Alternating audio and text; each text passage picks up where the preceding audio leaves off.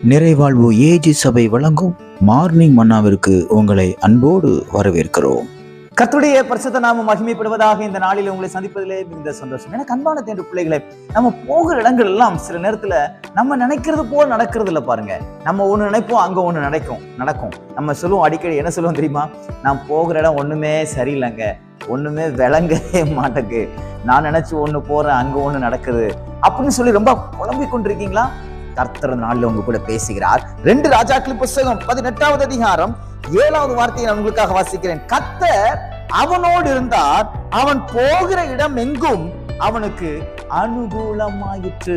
அனுகூலமாயிற்று என்றால் அது அவன் விரும்புகிறது போல் ஆயிற்று. யார் இந்த ராஜா? எசேக்கியா ராஜா. அங்கே மேலே வார்த்தை சொல்லப்படுகிறது, கர்த்தர் அவனோடு இருந்தார். அவன் செய்த காரியங்கள் என்ன தெரியுமா? தாவீது ராஜா எப்படி தேவனுக்கு பிரியமாக வாழ்ந்தாரோ அதே போல எசேக்கியாவும் தேவனுக்கு பிரியமாய் வாழ்ந்தார். ஆகையால் கர்த்தர் அவர் கூட இருந்தார். நம்ம கர்த்தருக்கு பிரியமா வாழும்போது கர்த்தர் நம்ம கூட இருப்பார். கர்த்தர் நம்ம கூட இருந்தா என்ன நடக்கும் தெரியுமா? காரியங்கள் எல்லாம் கர்த்தர் வாய்க்கப்படுவார். நமக்கு அனுகூலம் இல்லாத காரியங்களை கூட அனுகூலமாக மாற்றப்படுவார். இப்ப நம்ம ஒரு விஷயமா போவோம், ஒரு பண விஷயமா போவோம், அது நமக்கு அனுகூலமா இருக்காது. ஆனா கர்த்தர் நம்ம கூட இருந்தா அது அனுகூலமா மாறும். ஒரு வேலை விஷயமா போவோம், அந்த வேலை நமக்கு அனுகூலமா இருக்காது. ஆனா கர்த்தர் நம்ம கூட இருந்தா அது அனுகூலமா மாறும். ஒரு பிரச்சனை விஷயமா அதை தீர்ப்பு கொடுக்கணும், அது சரி பண்ணணும்னு போவோம், அது எதிர்க்கும் புதிருமாக இருக்கும். ஆனா கர்த்தர் நம்ம கூட இருந்தா அது நமக்கு அனுகூலமாக மாறும். எனக்கு அன்பான தேவனுடைய பிள்ளைகளே, கர்த்தர் இன்னைக்கு உங்க கூட இருக்கிறார். எப்படி எசேக்கியா ராஜாவை கூட கர்த்தர் இருந்தாரோ அவருடைய காரியங்கள் எல்லாம் அனுகூலமாக மாற்றி கொடுத்தார். அவன் போகிற இடம் எங்கும், அவன் போகிற எல்லா இடங்களிலும் கர்த்தர் அனுகூலமாக மாற்றினார். இன்றைக்கும் கர்த்தர் உங்க கூட போகிற இடங்கள் எல்லாம் வருவார்.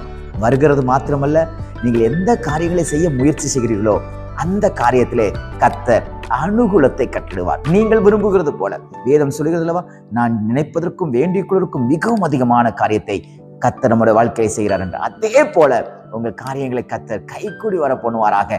பயப்படாதீங்க, எப்படி ஆகுமோ அப்படி ஆகுமோ. நோ, நீங்க விசுவாசத்தோட போங்க. கர்த்தர் என்னோட இருக்கிறார், என் காரியங்களை கர்த்தர் அனுகூலமாக மாற்றி தருவார். அந்த விசுவாசத்தோடு கர்த்தர் என்னோட இருக்கிறார் என்கிற தைரியத்தோடு சொல்லுங்கள். நான் சொல்லுகிறேன், காரியங்களை கர்த்தர் பார்த்துக் கொள்வார். பயப்படாம தைரியமாய் செல்லுங்கள். இன்றைக்கு கர்த்தர் உங்களோடு இருக்கிறதையும் அநேக காரியங்கள் கைக்கூடி வருகிறதையும் ஆமென் கர்த்தரை காண செய்வார். பண விஷயத்துல ரொம்ப குழப்பம் இருக்கீங்களா? அனுகூலமா வரலையே, சில விஷயங்கள் எதிரும் புதிருமாக இருக்கிறது, அது சரியாக வரவில்லையே.